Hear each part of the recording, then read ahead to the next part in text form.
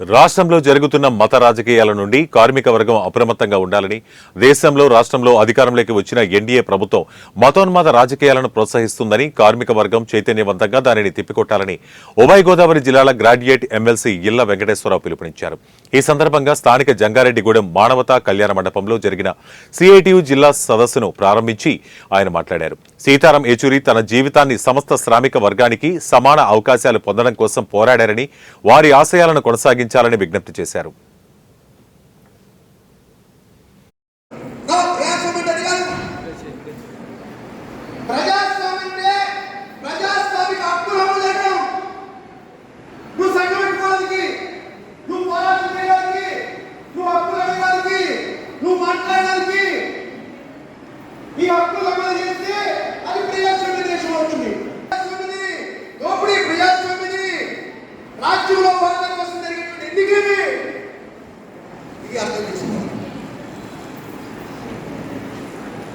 ఎక్కడి నుంచి వచ్చారు?